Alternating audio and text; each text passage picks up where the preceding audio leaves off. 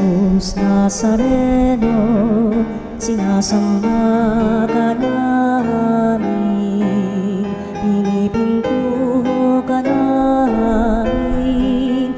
Aral mo ang aming buhay at kaligtasan, Nuestro Padre Jesus Nazareno, iligtas mo kami sa kamatayan. Ang krus mong pinamatayan ay sagisag ng aming kaligtasan. Nuestro Padre Jesus Nazareno.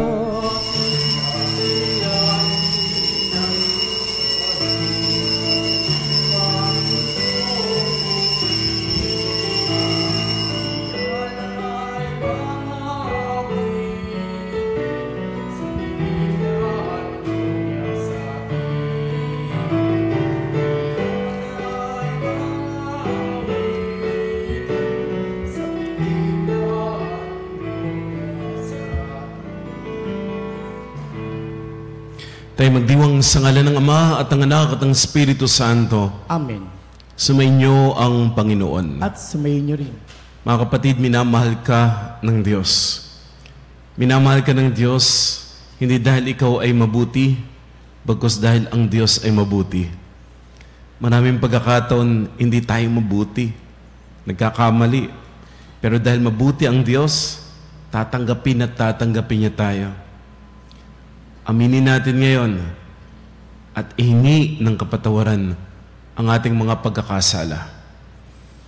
Inaamin ko sa makapangyarihang Diyos at sa inyo mga kapatid na lubha akong nagkasala sa isip, sa salita, sa gawa at sa aking pagkukulang. Kaya sinasamo ko sa mahal na Birheng Maria, sa lahat ng mga anghel at mga banal, at sa inyong mga kapatid na ako'y panalangin sa Panginoong ating Diyos. Kawaan tayo ng makapangyarihang Diyos, patawarin sa ating mga kasalanan, at patnubayan tayo sa buhay na walang hanggan. Amen. Panginoon, kaawaan mo kami. Panginoon, kaawaan mo kami. Kristo, kaawaan mo kami. Kristo, kaawaan mo kami. Panginoon, kaawaan mo kami. Panginoon, kaawaan mo kami. Manalangin tayo. Ama naming makapangyarihan, lingid sa aming paningin ang mga inihanda mo para sa mga nagmamahal sa iyo. Padaluyin mo sa amin ang agos ng iyong pag-ibig upang sa pagmamahal namin sa iyo ng higit, makakamtan namin ang iyong mga pangakong di malirip na hindi pa sumasagi sa isip namin o panaginip. Inilulog namin ito sa pamamagitan ni Jesucristo, kasama ng Espiritu Santo, magpasawalang hanggan. Amen. Ang salita ng Diyos mula sa aklat ni Propeta Ezekiel. Sinabi sa akin ng Panginoon, Tao, sa isang iglap ay kukunin ko ang taong pinakamamahal mo, ngunit huwag itatangis ni iluluha. Maaari mong daanin ang buntong hininga, ngunit tibayan mo ang iyong loob. Manahimik ka at iparinig ang iyong pagtangis. Huwag kang lalakad nang walang sapin sa paa at lambog sa ulo. Natanda ng pagkaluha, ni kakain ng pagkain ng mga upahang taga-iyak. Umaga nang ako'y magsalita sa mga Israelita, kinagabihan, namatay ang aking asawa. Kinaumagahan, ginawa ko ang inutos ng Panginoon. Tinanong ako ng mga tao, ano ang ibig mong sabihin sa ginawa mong ito?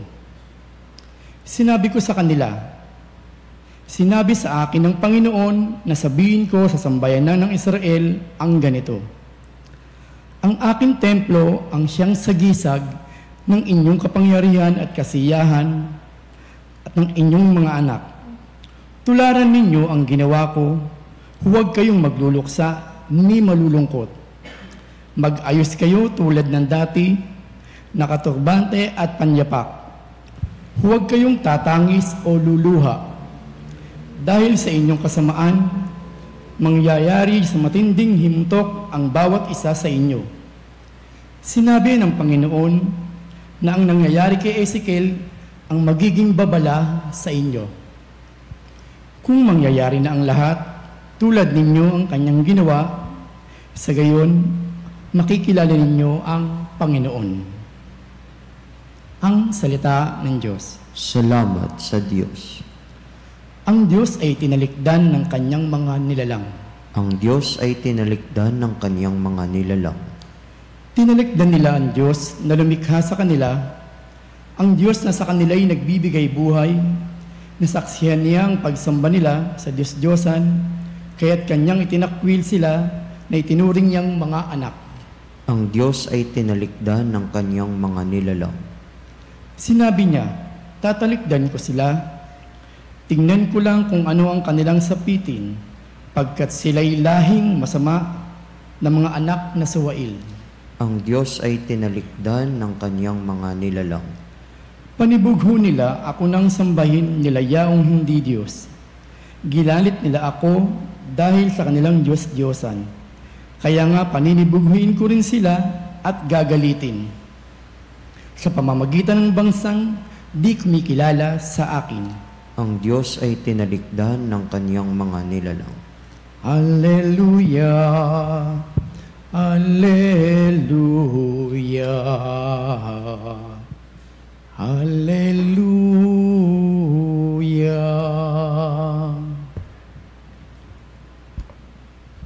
Sumainyo ang Panginoon. At sumayin niyo rin. Ang mabuting balita ng Panginoon ayon kay San Mateo. Papuri sa iyo, Panginoon.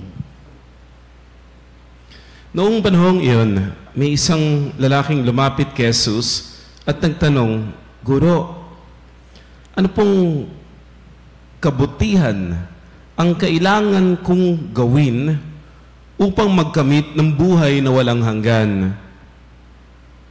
Sumagot si Jesus, bakit mo ako tinatanong kung ano ang mabuti? Iisa lamang ang mabuti. Kung ibig mong magkamit ng buhay, sundin mo ang mga utos. Alin po? Tanong niya. Sumagot si Jesus, huwag kang papatay, huwag kang mangangalunya, huwag kang magnanakaw, huwag kang magsisinungaling sa iyong pagsaksi, igalang mo ang iyong ama at ina, at ibigin mo ang iyong kapwa, gaya ng pag-ibig mo sa iyong sarili. Sinabi ng binata, tinutupad ko na po ang lahat ng iyan. Ano pa po ang dapat kong gawin? Kung ibig mong maging ganap, humayo ka, ipagbili mo ang iyong ari-arian at ipamahagi sa mga dukha ang pinagbilhan. Kapag ginawa mo yan, magkakaroon ka ng kayamanan sa langit. Pagkatapos, bumalik ka at sumunod sa akin. Sagot ni Jesus. Pagkaninig nito, malungkot na umalis ang binata sapagkat siya'y napakayaman. Ang mabuting balita ng Panginoon. Pinupuri ka namin, Panginoong Hesukristo. Lunes, ika-20 linggo sa karaniwang panahon. Magandang umaga, mga kapanalig. Hindi tayo pinababayaan ng Diyos. Araw-araw ibinibigay ng Diyos ang lahat ng ating pangangailangan. Nakikita mo ba ang biyaya na ibinibigay sa iyo ngayon ng Diyos? Buhay ka, yung mga mahal mo sa buhay, pamilya, nandiriyan, baka tulog na sila. Ikaw gising pa, pinagpala ka, kahit hindi ka makatulog kasi nakikinig ka ng misa, ginagawa mo yung tama, nagdadasal ka. Nakikita mo ba yung napakaraming biyaya na araw-araw ay ibinibigay sa iyo ng Diyos? Kaya mo bang tanggapin yung araw-araw na biyaya na ibinibigay sa iyo ng Diyos? Kasi ang tunay na tumatanggap, pinapahalagahan yung kanyang tinatanggap. At kapag pinahalagahan mo yung tinanggap mo, iyan ay mamumunga o usbong at ikaw na tumanggap sa bandang huli, ikaw ay magbibigay. Meron pong binata dito sa ating pong ebanghelyo, lumapit kay Jesus. Ang bait ng binata na ito kasi sumusunod po siya sa utos ng Diyos. Ang sabi niya, lahat po ng iyan ginawa ko na. Apakabait nito, no? Kasi yung 10 utos, ginawa niya. Kapanalig, ikaw, masasabi mo bang nagagawa mo yung 10 utos ng Diyos? Ano, kaya naman siguro, ano? Ewan ko. Baka merong isa na hindi natin magawa. Baka merong isa na talagang kahinaan natin. Itong binata, 10 utos, lahat daw ng iyon, nagagawa niya.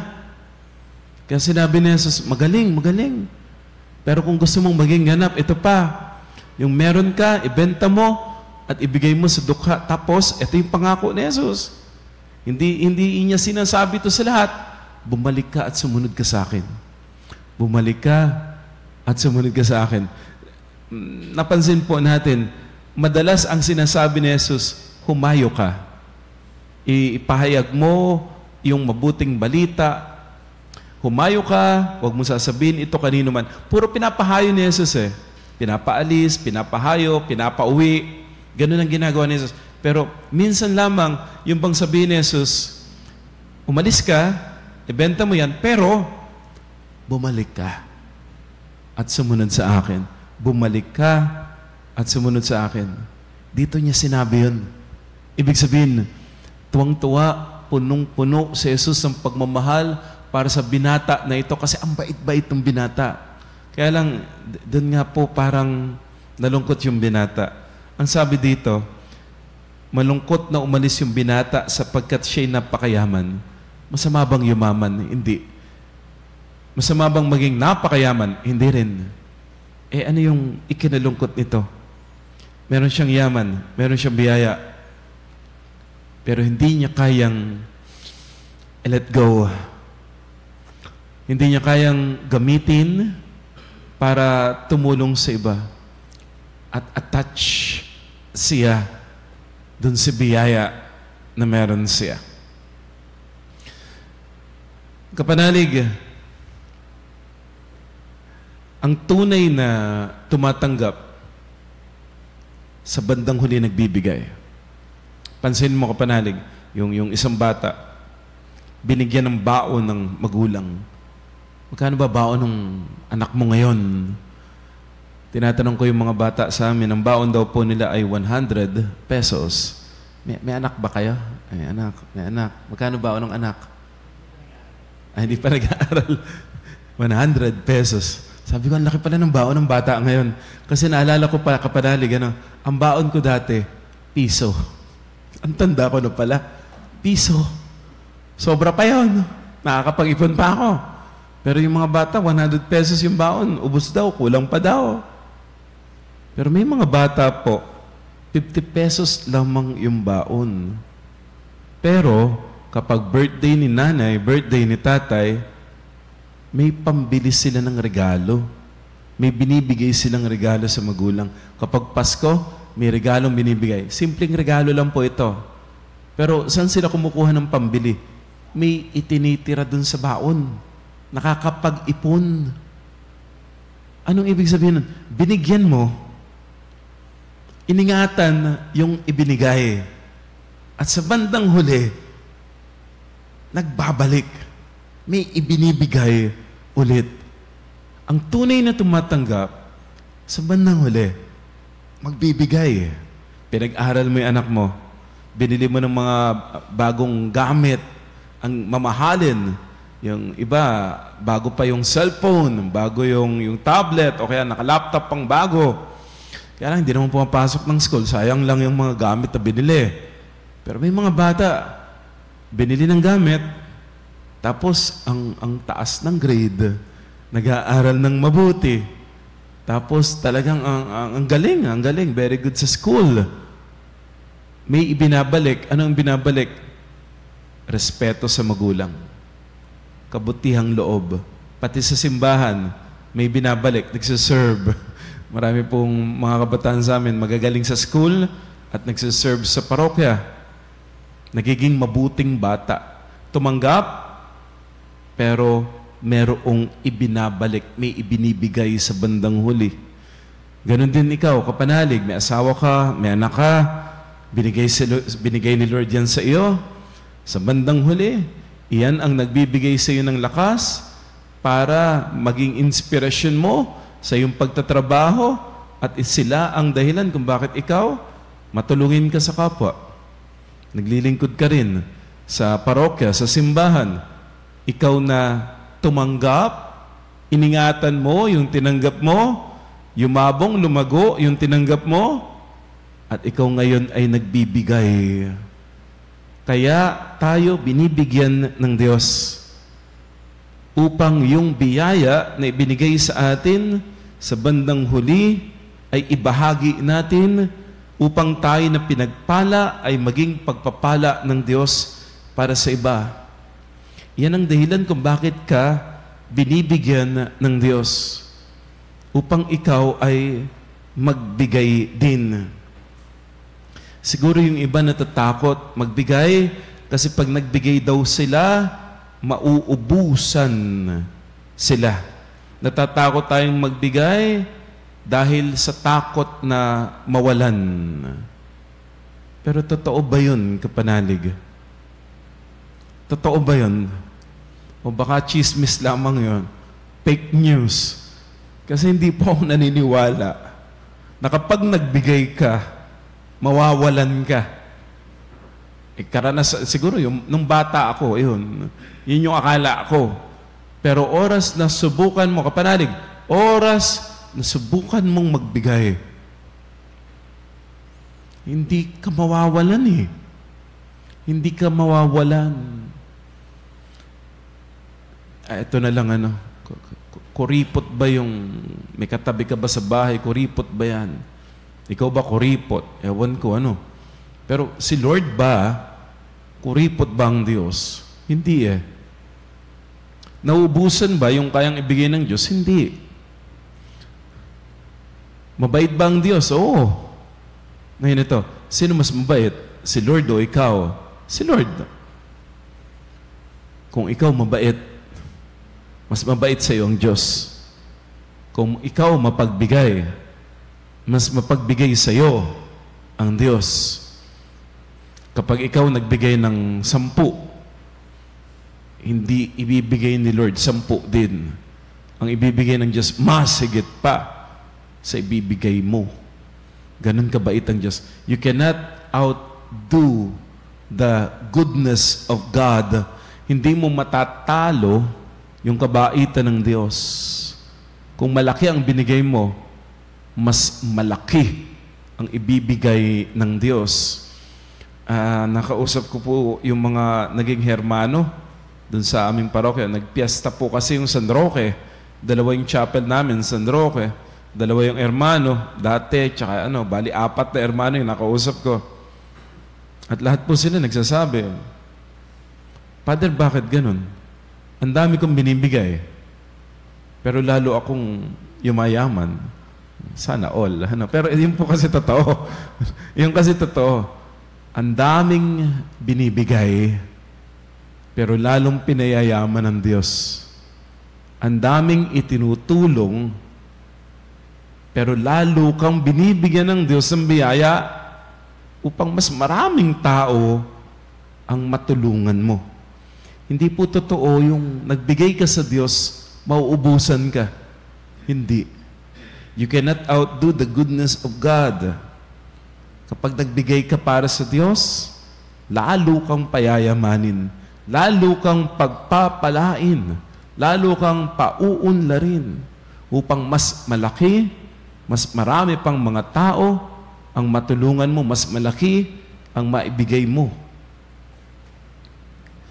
Lalo tayong pinagpapala kapag tayo ay nagbibigay. Sa bawat pagbibigay natin, mas lalo tayong pinupuno ng Diyos. Sekreto? Pero hindi na siguro sekreto. Sekreto ng pagbibigay ay hindi sa kung ano ang nawala sa atin, kundi kung paano ito pinararami ng Diyos sa ating buhay. Hindi kung ano yung nawala, bagkus kung paano ito pinararami ng Diyos. Nagbigay, may nawala, nagugulat ka, pinararami ng Diyos. Kung kaya't patuloy kang nakapagbibigay. Ako, karanasan ko yan. Karanasan mo rin yan. Kaya kapag sinabi ng Panginoon sa'yo, magbigay ka, tumulong ka, huwag ka nang magdalawang isip. Magbigay ka na. Kasi hindi po natin alam kung hanggang kailan ang buhay natin. May pagkakataon ka ngayon na tumulong ka na agad. Huwag mo na yung pagpabukas. Ngayon na.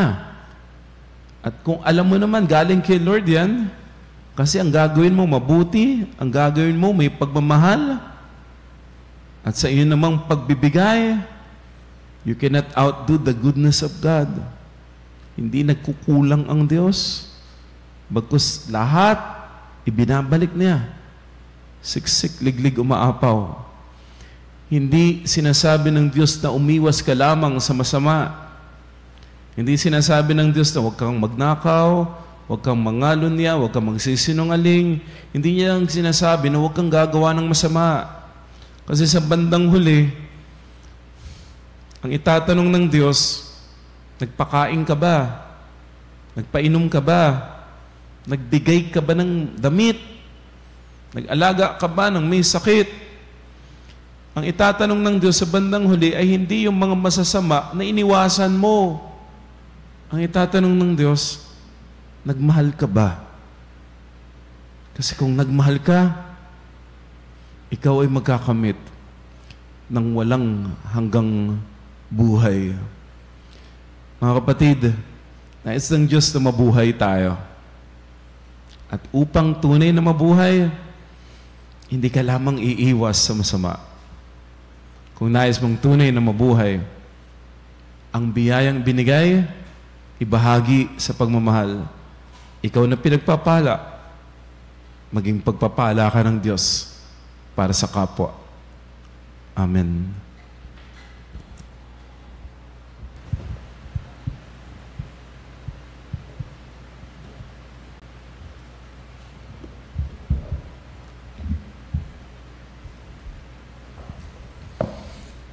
Hinahamon tayo ni Jesucristo na ipagpalit ang mga material na kayamanan ng mundong ito sa kanyang walang hanggang karunungan.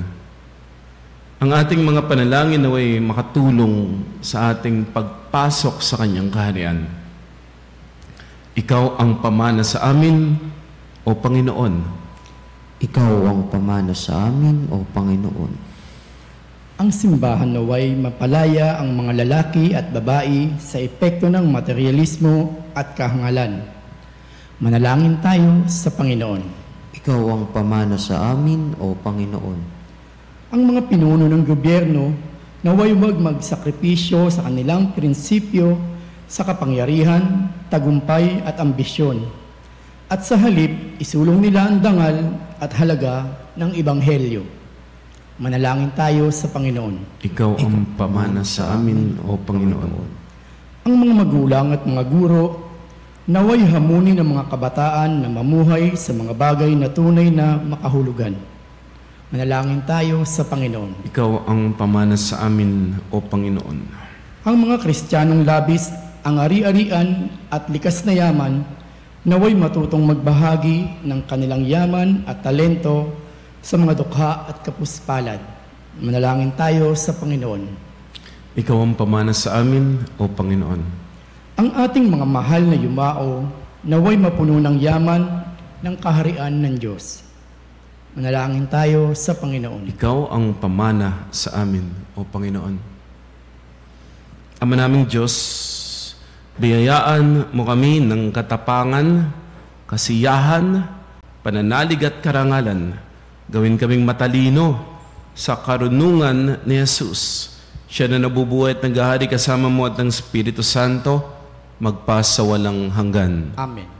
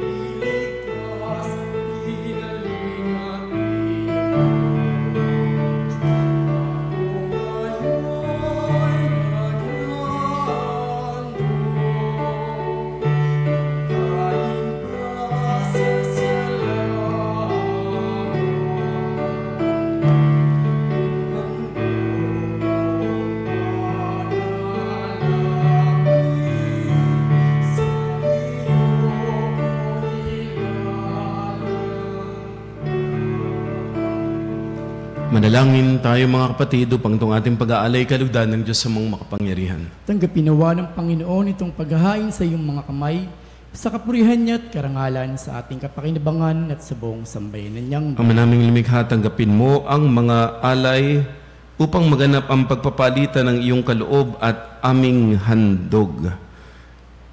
Sa aming paghahain na inaring ibinigay para kami maging marapat na iyong paunlakan. Sa pamamagitan ni Jesucristo, kasama ng Espiritu Santo, magpasawalang hanggan. Amen.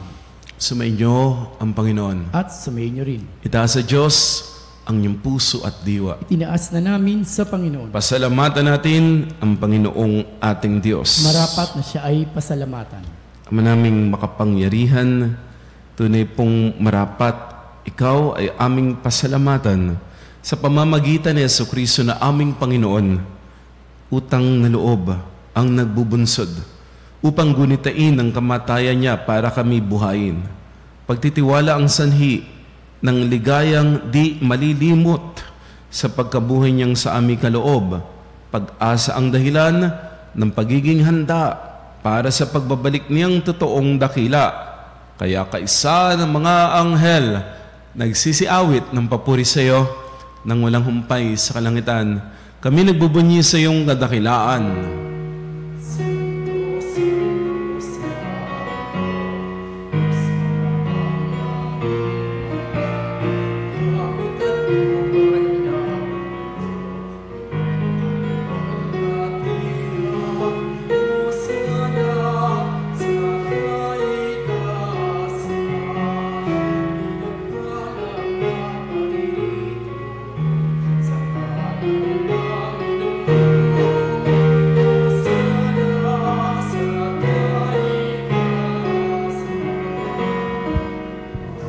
Naming banal, ikaw ang bukal ng tanang kabanalan, kaya't sa pamamagitan ng iyong Espiritu, gawin mong banal ang mga kaloob na ito upang para sa amin ay maging katawan at dugo ng aming Panginoong Jesucristo. Bago niya pinagtiisan kusang loob na maging handog, hinawakan niya ang tinapay, pinasalamatan kaniya, pinaghati-hati iyon, iniabot sa kanyang mga lagad at sinabi,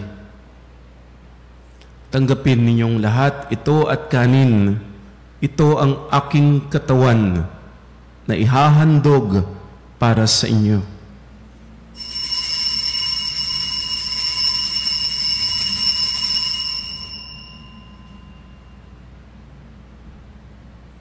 Gayun din naman, nung matapos ang hapunan, hinawakan niya ang kalis. Muli kanyang pinasalamatan. Inibot niya ang kalis sa kanyang mga lagad at sinabi, tanggapin ninyong lahat ito at inumin. Ito ang kalis ng aking dugo, ng bago at walang hanggang tipan. Ang aking dugo ni bubuhos para sa inyo at para sa lahat, sa ikapagpapatawad ng mga kasalanan. Gawin ninyo ito sa pag-alala sa akin.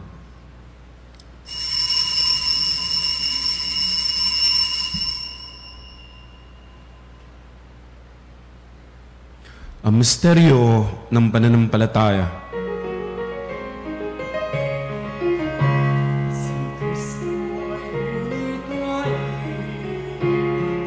Bili ay bilang pagkait inumin, pinagsasaluhan natin hanggang sa siya'y dumating, hanggang sa siya'y dumating. Ama, ginagawa namin ngayon ang pag-alala sa pagkamatay at muling pagkabuhay ng iyong anak. Kaya inialay namin sa iyo ang tinapay na nagbibigay buhay, ang kalis na nagkakaloob ng kaligtasan. Kami nagpapasalamat dahil iyong minarapat na tumayo sa harap mo para maglingkod sa iyo. Sinasama namin kaming magsasalo-salo sa katawan at dugo ni Kristo ay mabuklod sa pagkakaisa. Sa pamamagitan ng Espiritu Santo, Ama, lingapin mo ang iyong simbahang laganap sa buong daigdig. Puspusin mo kami sa pag-ibig kay San Francisco, aming Santo Papa, ni Onesto, aming Obispo, at ng Tanang Kaparian. Alalahanin mo po mga kapatid naming nahimlay nang may pag-asang sila'y muling mabubuhay, gayon din ang lahat ng mga pumanaw. Kaawaan mo sila't patuloyin sa iyong kaliwanagan. Kaawaan mo at pagindapatin kaming lahat na makasalo sa buhay na walang wakas.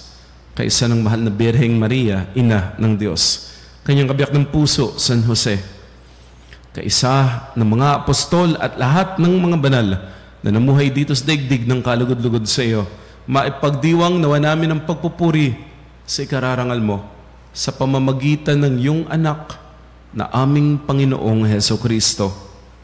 Sa pamamagitan ni Kristo, kasama niya't sa Kanya, lahat ng parangal at papuri ay sa iyo, O Diyos amang makapangyarihan, kasama ng Espiritu Santo, magpasawalang hanggan.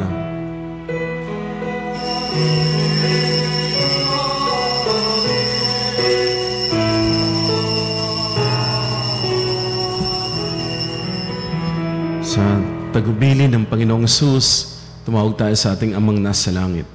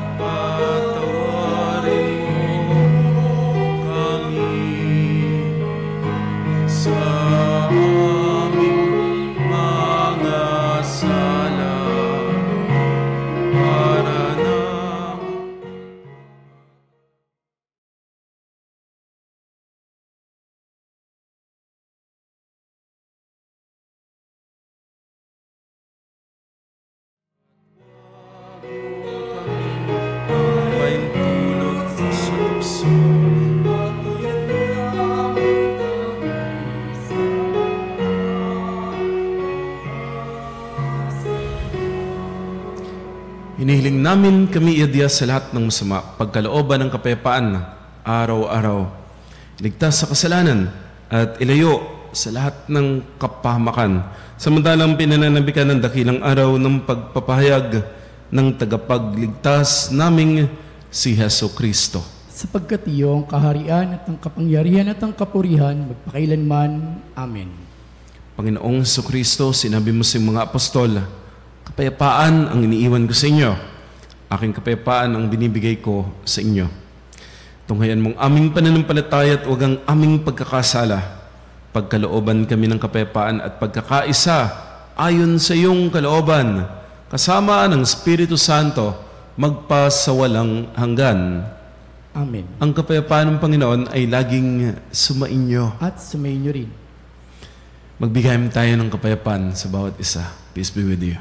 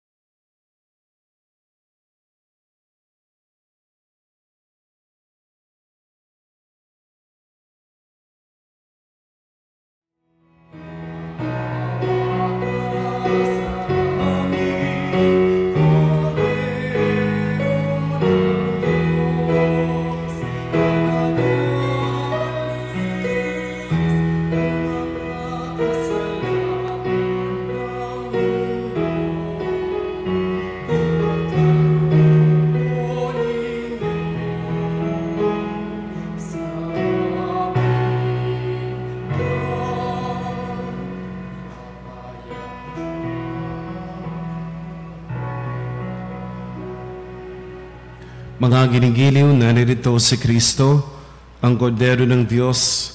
Siya ang nag-aalis ng mga kasalanan ng sanlibutan. Tanggapin natin ang pag-ibig na kanyang ipinagkakaloob sa banal na piging. Panginoon, hindi ako karapat-dapat na magpatuloy sa iyo. Ngunit sa isang salita mo lamang ay gagaling na ako.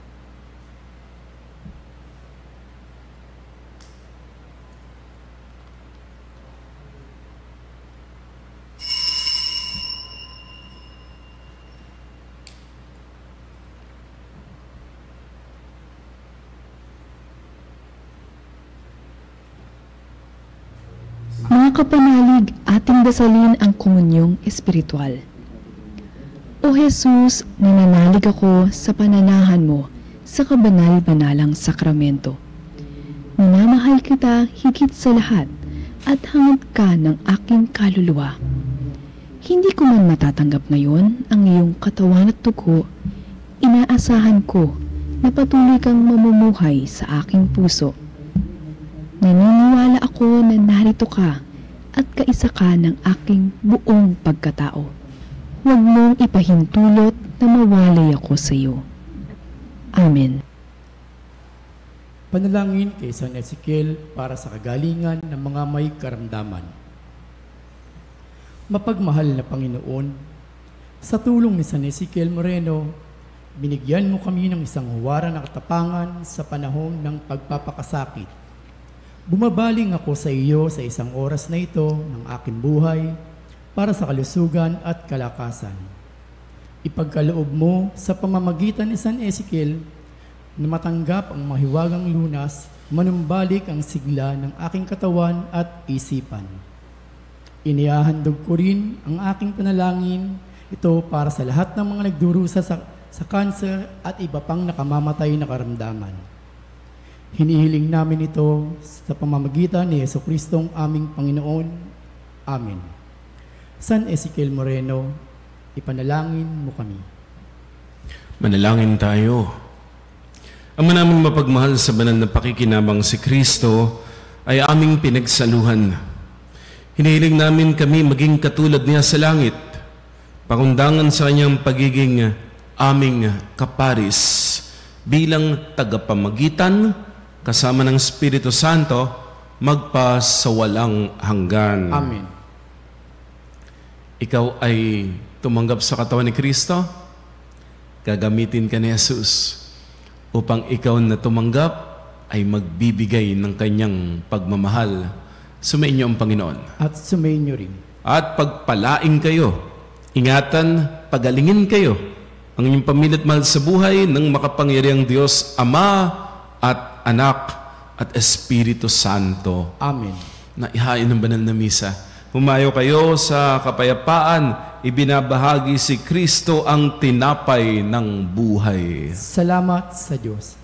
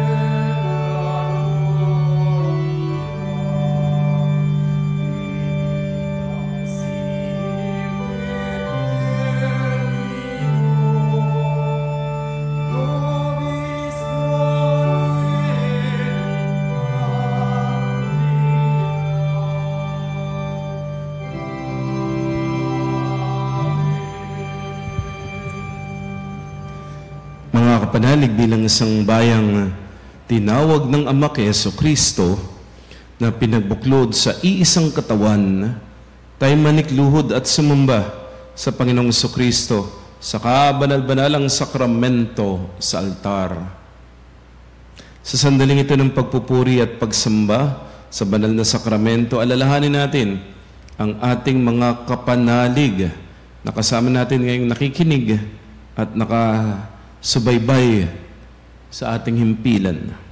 Lalong higit ang ating mga may sakit at ang mga nakaratay sa banig ng karamdaman, ang mga nasa pagamutan at kanilang tahanan, at ang lahat na tanging sa Diyos lamang umaasa ng kagalingan. Gayun din panalangin natin ang mga nanghihina sa kanilang pananampalataya, ang mga nakararanas ng matinding kalungkutan, takot at pangamba, ang mga nawawala ng pag-asa at lakas ng loob. O Diyos, halina at kami tulungan. O Panginoon, magmadali ka sa iyong pagdamay. Papuri sa Ama at sa Anak at sa Espiritu Santo. Kapara noong una, ngayon at magpasawalang hanggan. Amen. Purihin ang makapangyarihang Ama na nagsugo sa kanyang bugtong na anak upang tayo ipagkasundo sa Kanya. Pinupuri ka namin ngayon at kailanman. Purihin ang Panginoong Jesucristo, ang Kordero ng Diyos, na nag-alay ng kanyang katawan at dugo bilang pagtubo sa sala ng tanan. Pinupuri ka namin ngayon at kailanman. Purihin ang banal na Espiritu, ang Panginoong nagpapabanal, na pumupuspos at nagbibigay kagalingan sa lahat. Pinupuri ka namin ngayon at kailanman.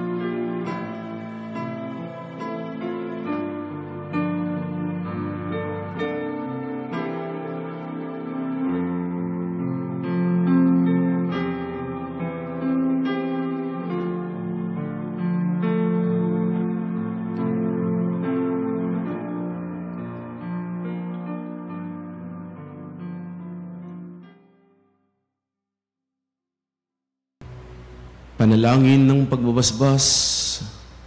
Makapangyarihang Diyos na walang hanggan, Ikaw ang aming Panginoon at butihing Ama. Sa iyong pagpapala, ipinagkaloob mo ang lakas sa aming kahinaan.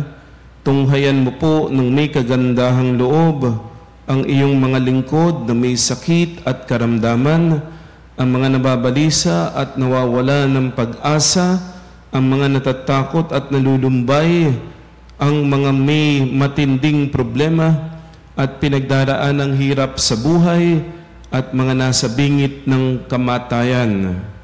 Pagalingin at aliwin mo po sila sa kanilang mga karamdaman, ibalik sa kalusugan at kapanatagan ng loob upang mabatid nila ang iyong kabutihan at sila'y magpasalamat sa iyong banal na pangalan. Hiniling namin ito sa pamagitan ni Jesucristong aming Panginoon. Amen. Panginoon, nagsusumamo kami, dalawin ang tahanan na ito. Alisin mula rito ang lahat ng mapanirang kapangyarihan ng kaaway. Mananawa rito ang iyong mga anghel na banal upang panatilihin kami sa kapayapaan. At sumamin nawang lagi ang iyong pagpapala. Hiniling namin ito sa pamagitan ni Jesucristong aming Panginoon. Amen. Gawaran nawa tayo ng makapangyarihang Diyos ng kapanatagan ng loob at mapayapang buhay. Amen.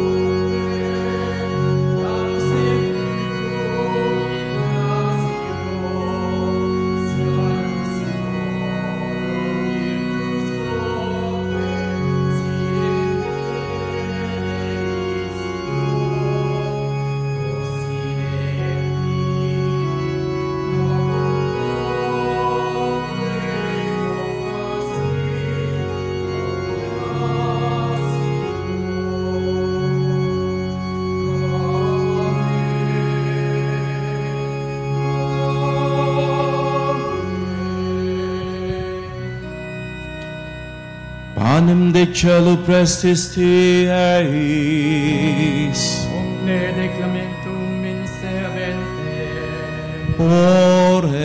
Oremus.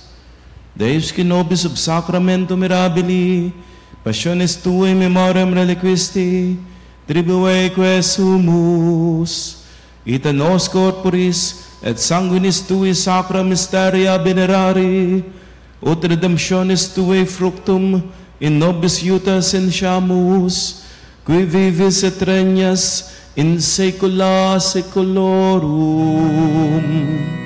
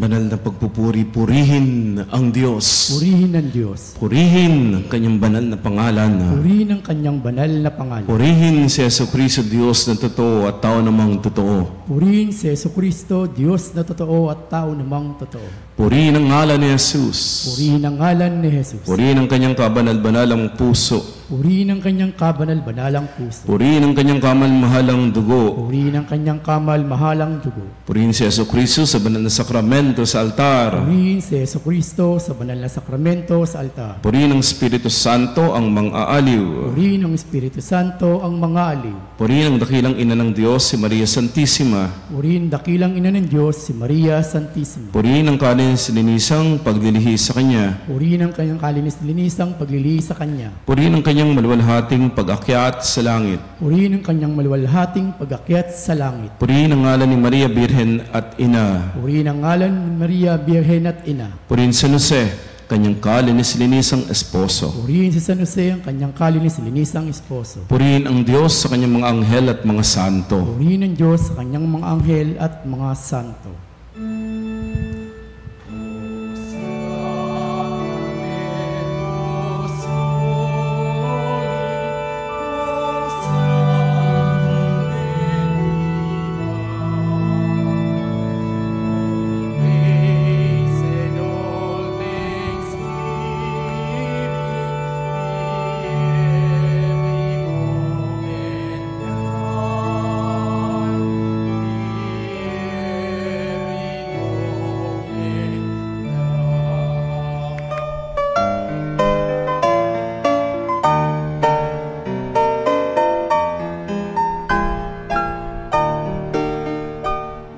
Nuestro Padre Jesús Nazareno, sinasamba ka namin, pinipintuho ka namin, aral mo ang aming buhay at kaligtasan. Nuestro Padre Jesús Nazareno, iligtas mo kami sa kamatayan, ang krus mong pinamatayan ay sagisag ng aming kaligtasan. Nuestro Padre Jesus Nazareno, dinarangal ka namin. Nuestro Padre Jesus Nazareno, inulwalhati ka